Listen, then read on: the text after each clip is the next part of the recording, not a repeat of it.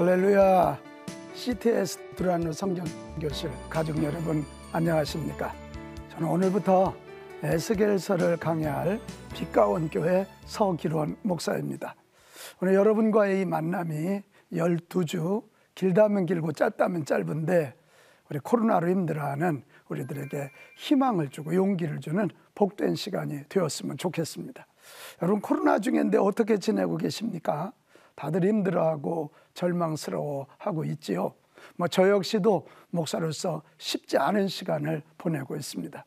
그러나 저는 요즘 이 코로나를 통해서 주시는 하나님의 은혜가 뭘까?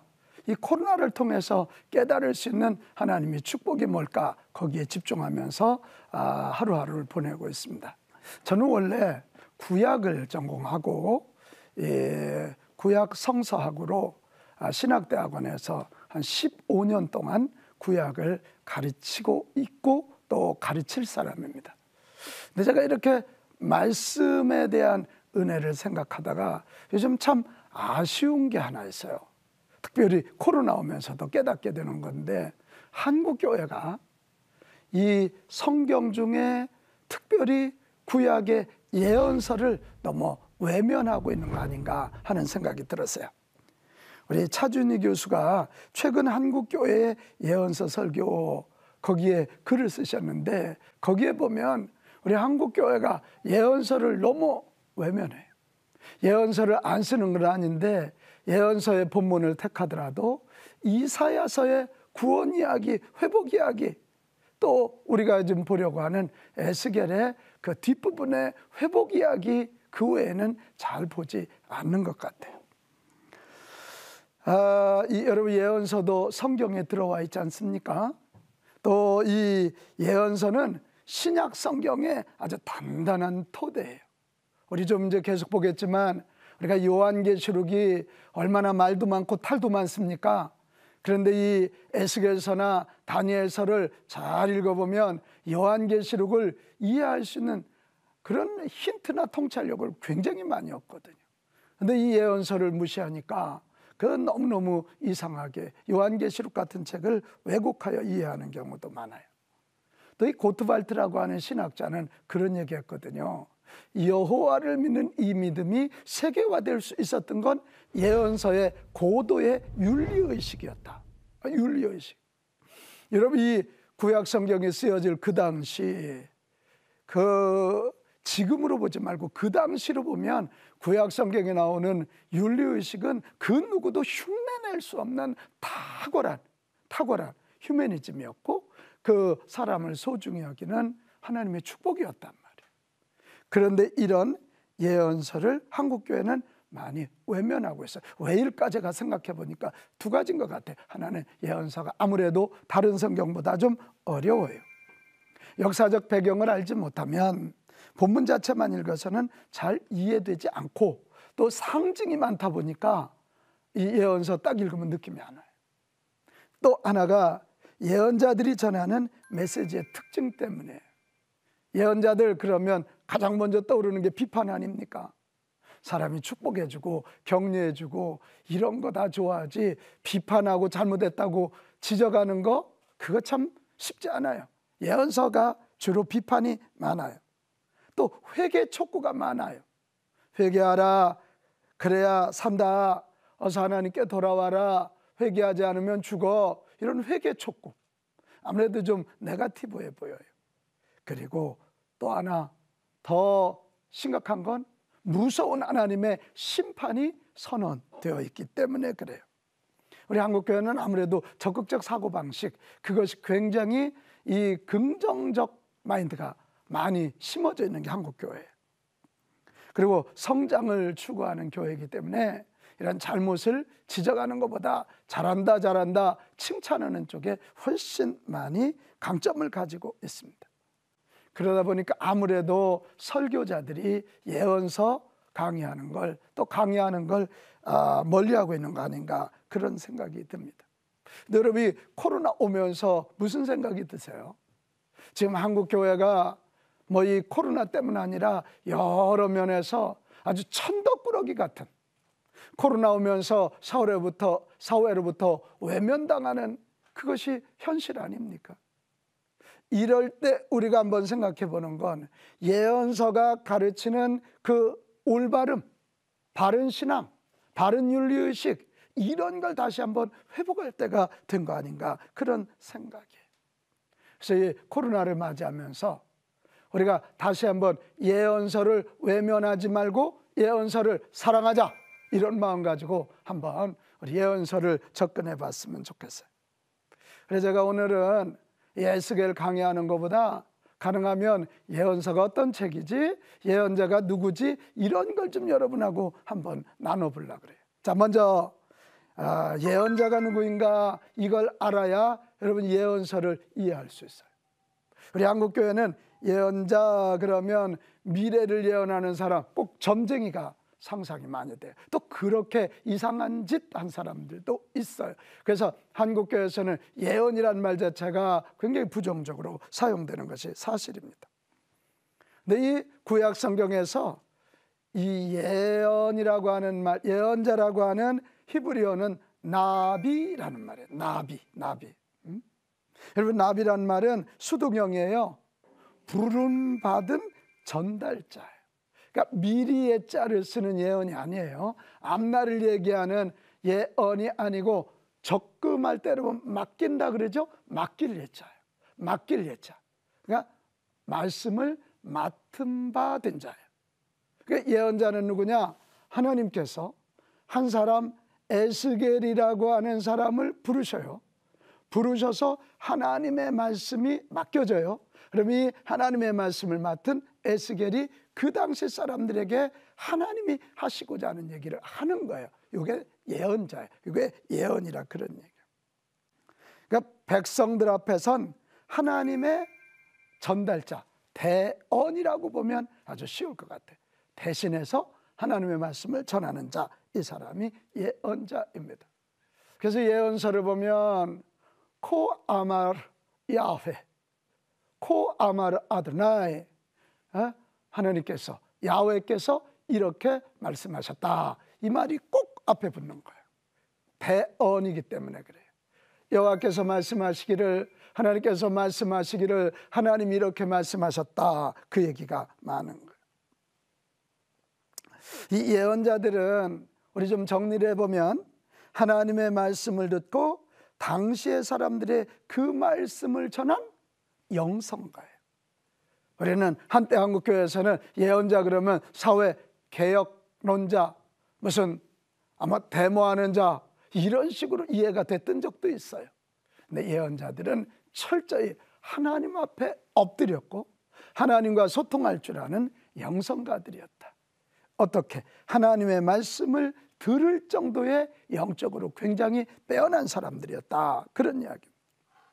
그렇기 때문에 그들이 기록한 예언서들은요, 하나님의 마음을 가장 잘 우리에게 알려주는 복되고 복된 하나님의 말씀, 하나님과 통해서 하나님의 음성을 들을 정도니까요. 그러니까 하나님의 뜻을 가장 잘 아는 자들이 쓴 게 예언서예요. 그러니까 예언서가 얼마나 귀한 거예요. 하나님의 뜻을 잘 알기 원하거든 여러분, 예언서 사랑하십시오. 또 예언자들은 하나님이 주신 토라, 이 말씀, 율법과 계명을 가지고 역사를 해석하면서 하나님의 마음을 전한 사람들이에요. 그러니까 예언자 그러니까 하나님 말씀 들었다니까 다 무슨 직통계시 이런 쪽만이 아니라 하나님이 이미 주신 토라, 모세오경이죠, 신명기 율법, 이 시내산 율법, 이런 말씀을 믿고 그 말씀에 의하여 지금 역사를 해석한 사람들. 그러니까 구약 성경을 보면 이스라엘이 얼마나 약합니까? 훅 불면 날아갈 정도로 가장 연약한 나라지만 지금까지도 생존하고 살아있잖아요. 그게 뭐냐면 이런 소위 신명기 역사가들이라 그러거든요. 율법을 가지고, 신명기적 율법을 가지고 하나님의 마음으로 하나님의 목표와 뜻을 가지고 역사를 해석한 신학자들이 있었다는 거예요. 그 중요한 핵의 예언자들이 있는 것입니다. 범죄할 때는 하나님의 말씀 토라를 갖다 들이대면서 너희들 이런 말씀에 이런 잘못을 했어. 그러니 어서 회개하고 돌아와. 그래야 살아. 망하고 포로가 되었을 때는 아니야, 제사장 나라인 너희는 하나님이 버리지 아니하셔 결국 회복시키실 거야.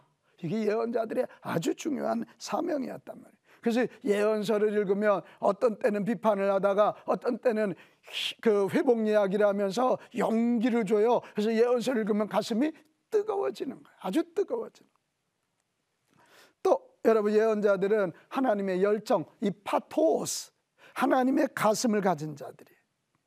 하나님의 그 뜨거운 가슴, 당신의 백성을 사랑하는 그 하나님의 뜨거운 가슴, 온 인류를 사랑하시는 그 하나님의 뜨거운 가슴 있는 사람들이 예언자들이었단 말이에요. 그래서 우리는 예언자들을 보면 여러분, 편하게 사역한 사람이 한 사람도 없어요. 편하게 죽은 자도 없어요. 다 고생하고 다 감옥에 갇히고 토백혀 죽임을 당해요. 그렇지만 그들이 그렇게 할 수 있었던 건 하나님의 이 뜨거운 가슴, 사랑의 가슴을 이해했기 때문에 그들도 목숨 걸고 어떻게 해서라도 하나님의 뜻을 전하고 하나님의 마음을 전하고 이 제사장 나라 백성 이스라엘이 온 인류 구원을 위한 통로가 되게 하려고 하는 몸부림이 있었던 그런 사람들. 그러니까 여러분, 예언서 깊이 제대로 읽으면 하나님의 뜨거운 가슴을 전이받게 돼 있어요. 예수 그리스도의 불타는 가슴, 바울이 그 얘기했잖아요. 오늘 우리가 예언서를 읽을 때예요. 지금 또 하나, 예언자들은요 끊임없이 공적인 일에 관심을 가졌어요.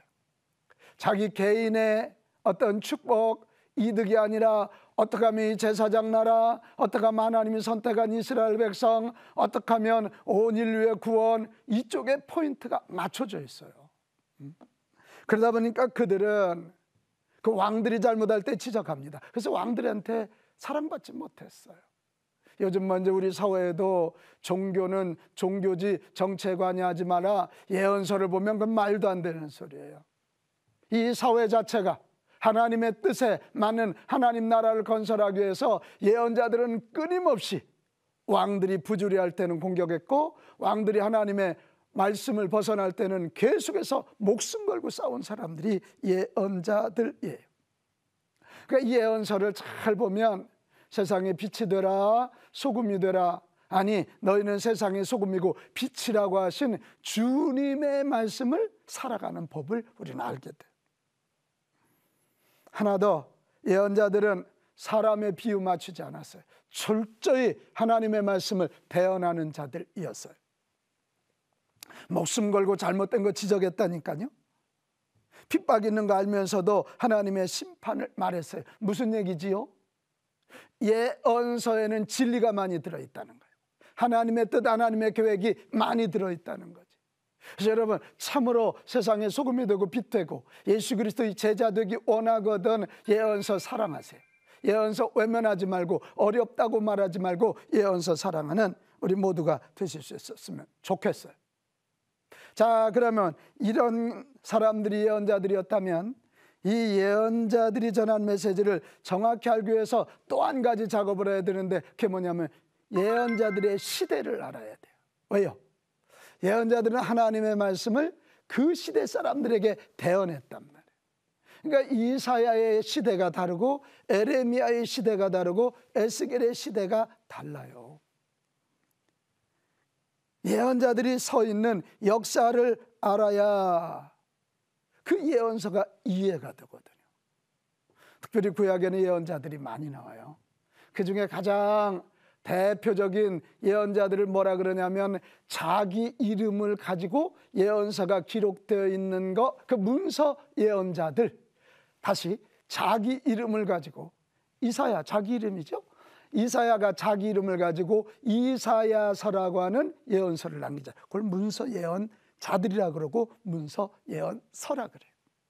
오늘 그분들 중심으로 제가 이 예언자들의 시대 이야기를 좀 해보려고 그래요. 주전 8세기 예언자, 그러니까 예수님 오시기 800년 전이죠. 800년. 이때 예언자가 누구냐면 아모스고 호세아고 제1 이사야, 그 다음에 미가입니다. 이때는 이스라엘이 막 일어날 때예요. 그러니까 굉장히 비판이 강하죠. 굉장히 비판이. 제1 이사야 그러니까 생소하시죠? 여러분 이사야서가 66권이거든요. 근데 1장에서 66장인데 1장에서 39장까지가 요 8세기 배경. 40장에서 55장까지는 포로에서 돌아올 때예요. 그래서 40장에 위로하라 위로하라 내 백성을 위로하라 이런 얘기 나오잖아요. 56장에서 66장까지가 포로기에서 돌아와서 다시 이스라엘 공동체 제사장 나라 공동체를 재건할 때를 배경으로 하고 있단 말이에요. 그래서 구약 신학자들은 이걸 제1 이사야, 제2 이사야, 제3 이사야 이런 식으로 표현하기도 하는 것입니다. 주전 7세기 예언자는 누구냐? 나움, 스바냐, 하박국, 에레미야가 들어갑니다. 이때는 막 나라가 기울어갈 때, 이스라엘의 거리 망해갈 때. 그래 가장 막판에 이 4명의 예언자 중에 가장 막판에 예언한 사람이 그 유명한 예레미야입니다. 예레미야예요. 이 예레미야는 그래서 눈물로 나라가 망해가는 것을 보았고 망한 것까지 본 사람이 예레미야거든.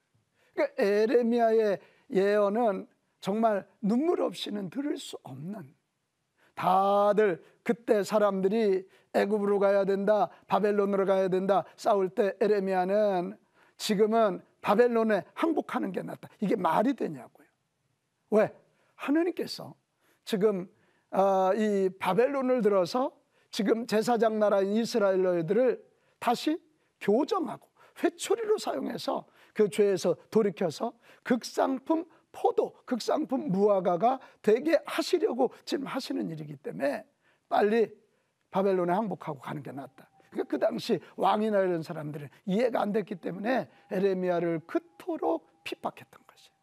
그러니까 시대 배경을 알면 에레미야의 예언이 이해가 되는 거예요. 그 다음에 포로기 예언자입니다. 우리가 오늘부터 보려고 하는 에스겔이 대표적이에요. 그러니까 포로기 예언자는 뭐냐면 이스라엘이 3차에 걸쳐서 포로로 바벨론에 붙잡혀 가지 않습니까? 붙잡혀간 그 사람들을 대상으로, 거기 바벨론에 가 있는 사람들을 대상으로, 거기에 다 리더 그룹들이 붙잡혀 갔거든요. 그들을 대상으로 하나님의 뜻과 계획을 전한 사람들, 이게 바로 이 포로기 예언자들이에요. 에스겔, 제2사야, 오바댜 같은 사람. 오바댜 같은. 그 다음에 포로기 이후의 예언자들, 그러니까 나중에 바벨론에 가서 70년 이후에 돌아와서 예루살렘 성전을 재건하고 성벽을, 예루살렘 성벽을 다시 재건하지 않습니까? 그리고 유대 공동체가 만들어지는데 그때 예언한 사람이 학개, 스가랴, 제3 이사야, 요엘, 요나, 말라기 같은 사람. 그래서 우리 학개 성전 건축 얘기 많이 하잖아요. 그래서 돌아와서 빨리 성전을 재건해야 된다, 성전을 재건해야 된다, 학개가 그렇게 외쳤던 거예요. 여러분 제가 요 정도만 잡아드려도 아하, 예언서는 다 시대적 배경이 있구나, 그 배경을 알아야 이해할 수 있구나, 여러분 얼른 이해가 되실 거예요. 자, 이런 걸 배경으로 해서 성경을 한번 읽어보면 될 것 같고, 요즘은 성경 앞에도 그런 에레미야는 어느 시대에 무슨 내용으로 써졌다 그런 게 개괄이 거의 나오니까 꼭 예언서를 읽을 때는 그 배경을 좀 읽으시고 알고 난 다음에 그 예언서를 읽어보도록 그렇게 하면 좋겠습니다. 예언서는 여러 시대에 여러 상황에서 하나님이 어떻게 말씀하시는가, 당신의 백성들을 향한 하나님의 열망이 무엇인가, 그래서 잘할 수 있어요. 다양한 시대에 그 시대에 맞는 하나님의 메시지를 들을 수 있다, 그 말입니다. 여러분 코로나 팬데믹으로 우리 한국교회가 신음하고 있지요. 많이 힘드시지요? 저도 미칠 것 같이 힘들어요. 작은 교회들 보면 너무 안쓰럽고, 큰 교회는 큰 교회대로 나름대로 너무 안쓰럽고, 이 한국교회 미래가 어떻게 하면 일어날 수 있을까, 정말 신음소리가 여기저기서 들리는 것 같아요. 근데 바로 이때가, 이 코로나 팬데믹으로 신음하는 한국교회가 다시 일어나기 원한다면 저는 그렇게 생각해요. 예언서에 귀를 기울여요. 지금이 예언서에 귀를 기울일 때예요. 예언서에 귀를 기울이면 우리의 욕심으로 오염된 신앙이 아니라 당신의 백성을 심판하시면서까지 사랑하시는, 심판하시면서까지 바로 세우시려고 하는 하나님의 뜻을 볼 수 있어요. 우리는 지금까지 십자가를 타고만 가라 그랬지 십자가 지고 가려고 하지 않았잖아요. 근데 예언서 읽으면 하나님의 바른 뜻을 알고 십자가 지고 가는 법을 배우게 된다, 그런 얘기예요. 요즘 정말 한국교회 생각하면 잠이 안 오지만 가슴이 메워져요. 바로 이럴 때 우리 예언서를 다시 한번 들고 예언서 안에 있는 이 회복의 길 우리 한번 찾아봤으면 좋겠습니다. 자, 이 예언서 중에 에스겔이 바로 이 코로나 팬데믹으로 어려워하는 전 세계 교회, 특별히 우리 한국 교회에 꼭 필요한 말씀이라고 저는 생각해요. 이 에스겔서는 48장이잖아요. 근데 거기를 잘 보면 기가 막혀요. 앞에 1장에서 24장까지가 하나님이 싫어하시는 죄에 대한 거예요. 하나님이 싫어하시는 죄가 뭐지? 그거에 대해서 하나하나 일일이 지적하고 심판하시는 말씀을 해요. 그러니까 이 부분을 가슴을 열고 대하면 우리가 지금 무엇을 회개해야 되는가, 이것을 알게 돼요. 또 하나는 25장부터 이렇게 보면 거기에 이스라엘이 망했다고 조롱하는 주변 이방 민족들이 나오거든요. 그들에 대한 하나님의 말씀이 나와요. 철저히 심판하십니다. 하나님은 아픈 마음으로 당신의 백성들을 채찍질하지만 당신의 백성들을 조롱하는 이방 민족을 그냥 두지 아니하신다는 거예요. 여러분, 용기가 나지 않습니까? 하나님의 교회와 하나님의 백성들이 잘못했다고 하나님이 야단은 치시지만 그걸 조롱하는 사람들을 하나님은 심판하신다. 그리고 33장에서 48장에 가면 다시 제사장 나라 이스라엘이 회복하는 이야기, 다시 성전이 회복하는 그런 이야기예요. 정말 우리의 가슴을 뛰게 하는 부분이지요. 죄 때문에 떠나셨던 하나님의 영광이 다시 성전 안으로 돌아오셔요. 이 하나님의 쉐키나 영광이 다시 돌아와요. 그랬더니 회복의 역사가 막 일어나요. 거기에서 생명수가 흘러나가니까 그 주변에 나무들이 생기고 과실이 맺히고 그것이 만국에 퍼지니까 만국이 구원받는 이야기예요.